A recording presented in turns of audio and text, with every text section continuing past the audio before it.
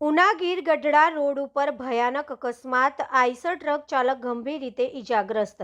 ઉના ગીર ગઢડા મુખ્ય માર્ગ પર આજે એક ભયાનક અકસ્માત સર્જાયો છે। ટ્રેક્ટર અને આઈસર ટ્રક વચ્ચે થયેલા અકસ્માતમાં ટ્રકનો આગળનો ભાગ સંપૂર્ણ રીતે વળી જતા ચાલક કેબિનમાં ફસાઈ ગયા હતા। સ્થાનિક લોકોના પ્રયત્ન અને ઝડપભરી કામગીરી બાદ ટ્રક ચાલકને બહાર કાઢવામાં આવ્યો।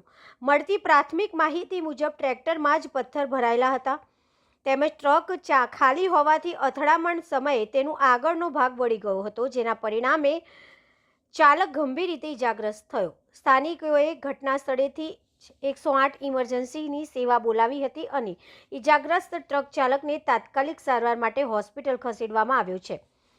7 દિવસમાં 2 ગંભીર અકસ્માત આ જ રોડ પર છેલ્લા એક અઠવાડિયામાં બીજી વાર ગંભીર અકસ્માત નોંધાયો છે। કેટલાક દિવસો પહેલા જુડવડલી પાટિયા નજીક ટુ વ્હીલર અને બોલેરો વચ્ચે ગંભીર અકસ્માત સર્જાયો હતો અને આજે ફરી ટ્રેક્ટર અને ટ્રક વચ્ચે અકસ્માત સર્જાતા લોકોમાં ચિંતાનો માહોલ છે। સ્થાનિક રહેવાસીઓનું કહેવું છે કે આ માર્ગ પર વાહનોની ઝડપ, વળાંકની રચના અને માર્ગની હાલતને લઈને ટ્રાફિક વિભાગે તાત્કાલિક ધ્યાન આપવાની જરૂર છે।